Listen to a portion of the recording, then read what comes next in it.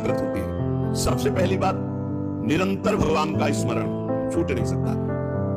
नींद आई तो सुसुप्ति में चला गया, जरा भी जागृत हुआ तो मंत्र चल रहा है, नाम चल रहा है, चलाना नहीं पड़ता, क्यों? शरणागत है। थोड़ी दिन अभ्यास कर लो, ऐसा होने लगेगा।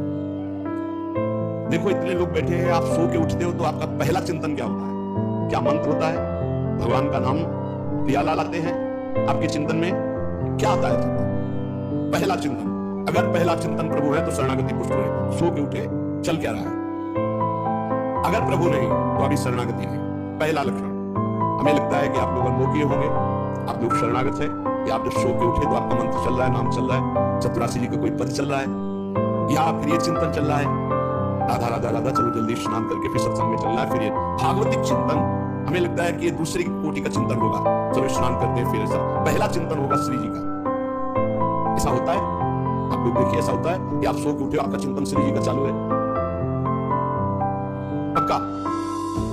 आप लोग देख लीजिए, अगर ऐसा है तो उसका परिणाम निश्चिंतता, निर्भयता, निःशोकता, निश्चित जागृत हो जाएगी। और उसी का प्रातःकालीन उठने पर चिंतन चलेगा जो शयन के समय गाढ़ चिंतन करते हुए सोया है। ऐसे सुषुप्त के समय बिल्कुल ठीक वही अवस्था, अगर आप जो चिंतन कर रहे हैं तो जगते ही वही चिंतन आएगा ये। और अगर जीवन भर भजन किए तो मरते समय वही चिंतन आएगा, पक्का। जैसे जगते समय ऐसे मरते समय। इसलिए भक्त निश्चिंत हो जाता है शरणागत। पहला, शरणागति का जांच करो हृदय में, भगवान का निरंतर चिंतन, प्रभु का निरंतर भजन। अगर नहीं हो रहा तो किसी अपने आश्रय लियो, वस्तु का, व्यक्ति का, स्थान का, भोग का, लिख लो आप दिमाग में, चाहे कागज में। उस आश्रय का मिटिया मेट हुए बिना शरणागति पुष्ट नहीं होगी। आप अगर ईमानदारी से छोड़ दो तो छोड़ दो, नहीं। भगवान भी जो कहते हैं ना कि जो मेरा होता मैं, उनका जो ऑपरेशन होगा वो शायद है कि सह न पाओ, क्योंकि शरणागत को छोड़ेंगे नहीं, वचन से भी शरणागत को छोड़ेंगे नहीं, तो उनका स्वभाव हम आपको बता रहे हैं। और हर ऑपरेशन बेहोश होकर होता है। हमारे प्रभु ऑपरेशन होश का इंजेक्शन लगा करते हैं, पहले होश का इंजेक्शन, पूरी चेतना, फिर ऑपरेशन करते हैं, क्योंकि जड़ से मिटाना है। निरंतर भजन क्यों नहीं होता? इसका उत्तर है, आपका कोई अन्य आश्रय है, कोई है व्यक्ति, वस्तु, स्थान, पदार्थ, पद, कुछ है जिसको तुम भजन से भी अधिक मानते हो, प्रभु से भी अधिक मानते हो, इसीलिए आपका भजन नहीं होता। जो सर्वतोभावन शरणागत है, भजन करना नहीं पड़ता, भजन होता है। चलना प्रदक्षिणा होती है, बोलना स्तोत्र होता है, सोना समाधि होती है, भोजन पाना यज्ञ होती है, हर चेष्टा उनकी भजन होती है। दूसरा, अपने प्रभु से कुछ ना चाहे, यहां तक कि मोक्ष भी ना चाहे। क्यों चाहे? क्या आप जानते नहीं कि क्या करना है? सर्वज्ञ हो, जब जो चाहे करो, हम राजी हैं। पहला, निरंतर भगवान का भजन। दूसरा, अपने प्रभु से कोई भी मांग ना रखना, शर्त ना रखना। जो शर्त होता है वो प्रेम नहीं होता, प्रेम में कोई शर्त नहीं होती, सौदेबाजी नहीं होती। प्रेम में सौदेबाजी नहीं, सौदेबाजी प्रेम नहीं होता, पक्की बात। तीसरा, प्रभु के हर विधान में आनंदित होना। प्रभु के हर विधान में आनंदित कौन होता है? शरणागत। नहीं तो विधान की जांच होती है, अनुकूल है कि प्रतिकूल। प्रतिकूल है तो नो नो नो। ये जो कच्चाई होती है शरणागति, वो भरभरा जाता है, शोकित हो जाता है, इधर उधर डगमगा के आश्रय लेने लगता है। हर विधान उनका मंगलमय। चौथा, भगवान के किसी भी विधान में विरोध भाव ना करना, भगवान के प्रत्येक विधान में आनंदित रहना, भगवान के किसी भी विधान में विरोध न करना। जो किया अच्छा हो रहा है, बहुत हाहाकार मचने वाला ऐसा नहीं, जो प्रभु का विधान है वो मंगल में, सब मंगल में। चार बातें शरणागति में आती, निरंतर भजन, किसी भी तरह की भगवान से कोई शर्त चाह नहीं, उनके हर विधान में आनंदित रहना, भगवान के विधान को प्रतिकूल मान करके विरोध भाव ना, विपरीत भावना ना। अब निश्चिंत हो जाओ, तुम्हारी जिम्मेवारी श्री भगवान ने ले ली, शरणागत हो। अब तुम्हें किसी भी तरह का दुख आवे तो उबना नहीं है, वो सुख है, दुख रूप लेके आ रहा है। जैसे माया दुख भेजती सुख रूप में, पार्सल में ऊपर लिखा होता सुख, और जब खोलो अंदर होता है दुख। जिसे तुम सुख समझते हो ये सुख नहीं, सुख की छाया है, समझ पड़ती नहीं है, गिरधर की माया भारी दुख है। दुखालयम शाश्वतम में जो भी पोस्ट आता है आपके पास वो दुखद ही है। माया भेजती है सामने वस्तु, व्यक्ति, स्थान, उसके परिणाम में अशांति, दुख और आपके भजन की हानि। पक्का ये देख लीजिए। जन्म भर भगवान के साथ अर्जुन जी रहे हर समय, लेकिन गीता का उपदेश प्रारंभ हुआ शिष्यस्ते हम साधिमाम त्वाम प्रपन्नम। प्रपन्न से ही ज्ञान की उत्पत्ति होती है। जो भगवान की शरणागति, उसी से शुद्ध ज्ञान होता है। तब तक भगवान अंदर बैठे हैं, ज्ञान प्रकाशित नहीं करेंगे। जैसे अर्जुन जी के साथ रहते हुए गीता को उपदेश कर दिया, जब अर्जुन जी ने कहा शिष्यस्ते हम साधिमाम त्वाम प्रपन्नम, मैं आपका शिष्य हूं, आपका शरणागत हूं, आप मुझे ज्ञान। भगवान गीता जी, ज्ञान का फल क्या हुआ? बोले नष्टो मोह स्मृति लब्धा तत् प्रसादान में अच्युता, मोह का नाश हो गया, स्मृति जागृत हो गई आपकी कृपा प्रसाद से, हे गोविंद हे अच्युत। तो इसी प्रकार हमारे अंदर भी सब ज्ञान जागृत हो जाएगा, पहले हम भगवान की शरणागत हो, त्वाम प्रपन्नम। भगवान का सर्व समर्पण भाव ही सब दिव्यताएं जागृत करता है। भगवान के प्रति जितना समर्पित होते जाओगे उतनी दिव्य ज्ञान होता चला जाएगा, और जो चीजें आपकी दुर्गति कराने वाली वो सब भस्म होती चली जाएंगी। जब कुछ नष्ट होने लगे तो क्षोभ मत करना, वो नष्ट जरूरी था होना, ये बात दिमाग में बैठा लो। कुछ पकड़े मत रहना, क्योंकि भगवान को जो लगेगा वो हटा देंगे, वो नष्ट कर देंगे। जो वस्तु भगवान नष्ट करे तो जान लो परम मंगल विधान, ये वस्तु हमें भगवत प्राप्ति में बाधा पहुंचा देती, इसलिए भगवान ने उसे नष्ट कर दिया। भगवान को समर्पित वस्तु के नष्ट होने में तुम्हें क्यों जलन हुई? क्योंकि तुमने तो भगवान को अपना सर्वस्व मानकर समर्पित कर दिया। अब तुम्हारे पास अपना कहलाने के लिए सिर्फ भगवान है, और भगवान की सब वस्तु जब जो चाहे हटा ले, जब जो चाहे रख ले। जरा इस पर विचार करो। आप राजी हो शरणागत? आपके पास अपना कहने वाला शब्द केवल भगवान के लिए है, और जो भी कुछ आपके पास है वो सब भगवान का है। वो चाहे अभी बुला ले, चाहे वर्षों रखे, चाहे अभी नष्ट कर ले, चाहे और बढ़ा दे। क्या राजी हो इस बात में शरणागति पर? अंदर से देख लो, तुमने तो दे दिया भगवान, और तुम्हारा था कब? और वो था कौन? तुम्हें पता है? नहीं पता। इसी अज्ञान का नाश करने के लिए पहले बात स्वीकार करो, अपना कहने के लिए हमारे पास अभी एक बात रह गई है, प्रभु। हमारे पास जो कुछ है, शरीर, मन, प्राण, आत्मा, परिवार, धन, संपत्ति, सब प्रभु को दे दिया, जो हम कभी वास्तव। अब जब प्रभु को दे दिया तो जब मन आवे तब ले ले। जैसे हम अपने घर की कोई वस्तु किसी को दे दिया, वो कह रहा रखे रहो, हम ले लेंगे। अब जब कभी वो ले ले तो ईमानदारी से हमको दुख नहीं होना चाहिए, क्योंकि हमने उसको दे दिया। अब आप देख लीजिए, तुम जो भी करते हो वो मेरे को समर्पित कर दो। एक एक बात समझ लो, यहां यत करो सिखा है, ये करो ऐसा नहीं कहा। तुमसे जो भी हो रहा है तुम भगवान को समर्पित करो, पहला काम। ये हम शरण में जा रहे हैं, सर्वधर्मान परित्यज्य, हम भगवान की शरण की तरफ यात्रा कर रहे हैं। यत करोषि, ये तो सर्वाणि कर्माणि मयि सन्न्यस्य मत्पराः, मेरे परायण होकर सारे कर्म मेरे को समर्पित करो। क्या जाता है? तुम जो कर रहे हो, ऑफिस जा रहे हो, नौकरी कर रहे हो, किसानी कर रहे हो, व्यापार कर रहे हो, 8-10 घंटे जो कर रहे हो उसमें बीच बीच में भगवत स्मरण करो, और पूरे 8 घंटे भगवान को समर्पित कर दो। कितना बढ़िया साधना बन रही। और जब भगवान को समर्पित करने की बात रहेगी तो स्मृति रहेगी भगवान की। यत करोषि, तुम सारे के सारे कार्य मेरे को समर्पित करो। यत माने जो कर रहे हो। तो क्या उसमें पापाचरण भी होता है क्या? तो क्या भगवान के लक्ष्य रखने वाले उपासक में पाप वासना वाली बातें रहती है क्या? इसका मतलब सत्संग सुना नहीं, इसका मतलब सत्मार्ग में भी तुम्हारा प्रवेश नहीं हुआ। नहीं तो ये प्रश्न ही नहीं उठता कि भगवत मार्ग में चलने वाले का कदम कुमार्ग में चला जाएगा।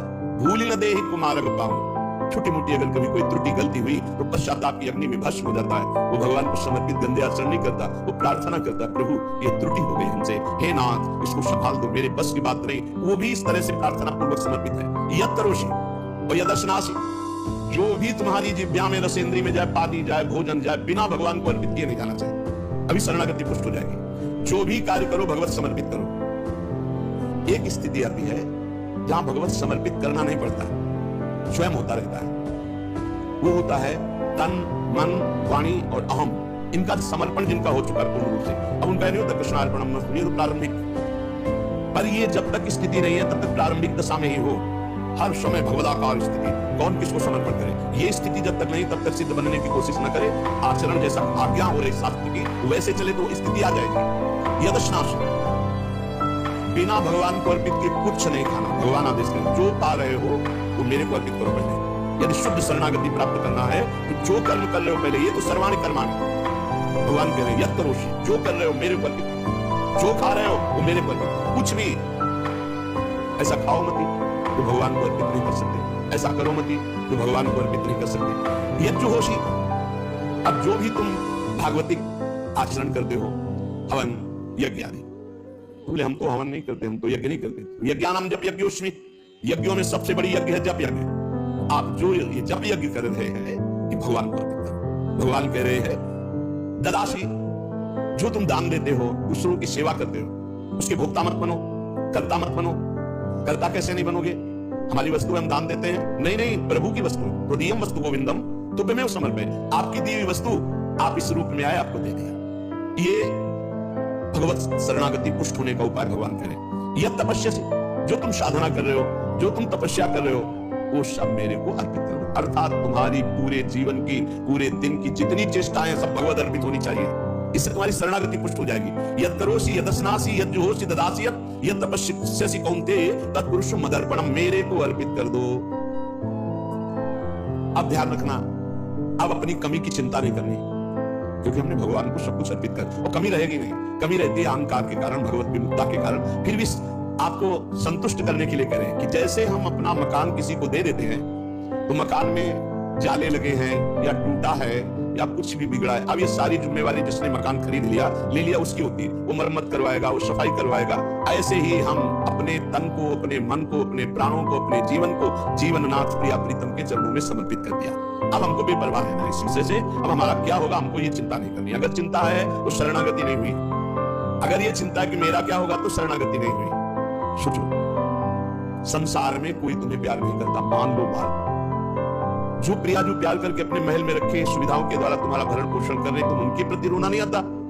उनके प्रति तुम्हें एक गुस्सा आता है कि ये प्रतिकूलता क्यों दे दी, हमारी ये अनुकूलता की बात थी, अनुकूलता क्यों नहीं दी?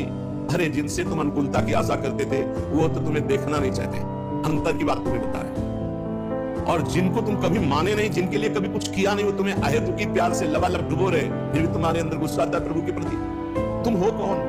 अरे तुम भगवत अंश हो, भगवान के द्वारा शरीर दिया गया, भगवान के द्वारा सारी व्यवस्था दी गई, तुम्हारा अस्तित्व ही श्री भगवान है। समर्पित हो जाओ तो फिर चिंता भी खत्म हो जाएगी, सब कुछ उनकी कृपा से हो जाएगा। तुम चिंता मत करो, चिंतन करो।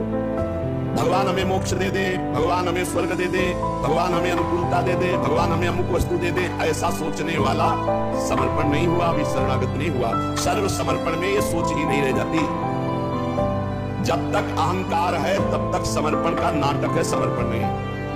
अहंकार है वहां सर्व समर्पण नहीं है। इसीलिए ये सब प्रश्न और सब चिंताएं, शोक, इनकी गुंजाइश नहीं। शरणागत के पास कोई भी किसी भी तरह की चिंता और संशय वृत्ति नहीं रहती। सर्व समर्पण हो जाने पर अब जिम्मेवारी भगवान की है, हमारी नहीं। हमारा केवल कर्तव्य भगवान का आदेश पालन करना। वो आदेश करे अनन्यस चिंतयन्तो माम, केवल मेरा अनन्य चिंतन करो, माम अनन्यस चिंतन। जिस प्रकार पतिव्रता पत्नी पर पति का पूर्ण अधिकार होता है, उसी प्रकार पत्नी का पति के संपूर्ण वैभव पर भी अधिकार और गोत्र पर भी अधिकार। वही नाम, वही गोत्र, वही संपत्ति। जिसके जीवन में भगवान के प्रति समर्पण आ गया तो उसकी ठसक हो जाती। तुम किस गोत्र के हो? बोले अच्युत गोत्र, श्री हरिवंश सुगोत्र, जो अपनी महिमा से कभी च्युत नहीं होते। और हम भगवान के, अब हमारा गोत्र, हमारी जाति, हमारा कुल भगवान है। और यही सिद्धांत परम सत्य है। एक माई आके बहुत रोई और कई जिंदगी हो गई, नौ दुर्गा पूरी रहती थी, रोज शंकर जी को जल चढ़ाती तो रोती जा रही थी। और मतलब हो सकता है 65 वर्ष के, हमारे पति को ले लिया, हमारी पूरी श्रद्धा नष्ट हो गई, जीवन भर व्रत।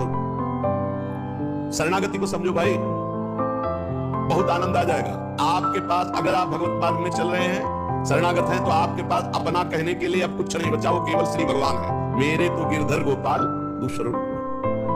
अब दूसरी जो कुछ भी है वस्तु, व्यक्ति, स्थान, वो गोविंद का है। जब चाहे गोविंद ले ले, जब चाहे बढ़ा दे, जब चाहे घटा दे, जब चाहे नष्ट कर दे। तुम्हें दुख नहीं होना चाहिए। अगर दुख होता है तो अभी शरणागत नहीं। कितनी ऊंची स्थिति शरणागत की है।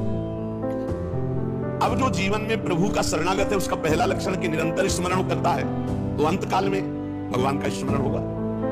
अभी आपको बताया, जो रात्रि में सोते समय स्मरण करता है उसका परिणाम जागते समय वही स्मरण। जो जीवन भर स्मरण करता है तो अंतिम समय भगवत स्मरण होता है। तो भगवान का वचन है, अंत काले च मामेव स्मरन् मुक्त्वा कलेवरम यह प्रयात समद्भावम याति नास्त्यत्र संशयः। जो जीवन भर भजन करता है उसका अंतिम समय भजन भगवान करवाते हैं, क्योंकि बड़ी दुखद स्थिति होती है। उस समय जब भगवत स्मरण करते हुए शरीर त्यागता है तो सीधे भगवान को प्राप्त हो जाता है। आपको कल चर्चा के प्रारंभ में बताया था, गीता वाटिका में अग्निकांड हुआ, बड़ा भयावना था। इतना भयावना था कि सब अर्धरात्रि में सो रहे और पीछे फूस की झोपड़ी बनी हुई थी। अखंड नाम कीर्तन 24 घंटे भला सालों। लगभग सब साधक मौनी थे जो उन कुटियाओं में सो रहे थे, 2-2, 4-4। अल्पाहार, मौन, कोई बिल्कुल फलाहार, सब दिव्य साधना में लगे। जब आग लगी थी, वस्त्र, ठाकुर जी, पाठ के ग्रंथ, चित्रपट सब जल गए, क्योंकि सब उपासक ही थे। जब भाई जी हाहाकार सुनाई दिया तो निकले।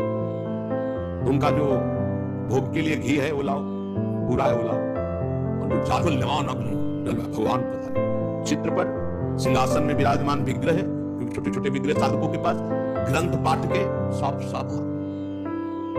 फिर भाई जी ने मेरे भगवान से इस साधकों को समझाया कि आपके अंदर बैठे हुए भगवान को बाहर की लीला में खंडन मंडन होगा। आपने जो अंदर नाम चला रखा है, इस उपासना को कोई छू नहीं सकता। बाहर की उपासना में विघ्न पड़ेगा। बाहर की लीला एक अलग है, इसीलिए उपासक अंतर्मुखता पर प्रधानता रहे। अंतर्मुखता पर प्रधानता नहीं रहेगी, बोले हमारे भगवान के कोई बहुत अनिष्ट होने वाला है, आग लग गई, कोई बहुत अनिष्ट। अनिष्ट कैसे हो सकता है? मंगल भवन की शरण में अनिष्ट हो सकता है? बोले कोई विनाश लीला होगी, क्यों नहीं होगी? सृष्टि रचना लीला होती, पालन लीला होती, तो विनाश लीला होना कौन सा भयावा है भाई? 3 लीलाएं हैं, तो भयावा क्या इसमें? विनाश होगा, क्या विनाश होगा? अविनाशी का विनाश नहीं हो सकता, विनाशी को बचना नहीं है, वो आज है नहीं तो कल, विनाश तो नहीं है, क्या परेशानी है? जब सब में भगवान को देखने की भावना ऐसी जागृत हो जाए कि भयावह स्थिति में भी आपको भगवान दिखाई दे, तो जानो बहुत जन्मों की साधना सिद्ध हो गई। भाई जी ने बूरा और घी डलवाया, इसमें लिखा है बूरा और घी डलवाया, भगवान आए, भगवान आए। बहुनाम जन्मनाम अन्ते ज्ञानवान नाम प्रपद्यते वासुदेवा सर्वमिति समात्मा सुदुर्लभा। भगवान कहते हैं बहुत जन्मों की साधना जिनकी हो गई है और जिनका अंतिम जन्म है, उनको इस तत्व का बोध होता है कि सब में भगवान वासुदेव है। ये बोध ऐसा महात्मा बड़ा दुर्लभ है जो सब में भगवान को देखता है। मत्ता पर तरम नान्यत् किंचिदस्ति धनंजय मयि सर्वमिदं प्रोतम सूत्रे मणिगणाय। भगवान कहते हैं जैसे सूत की माला में सूत की मणियां और माला सब कुछ सूत ही है, ऐसे ही भगवान में जगत भगवान में है।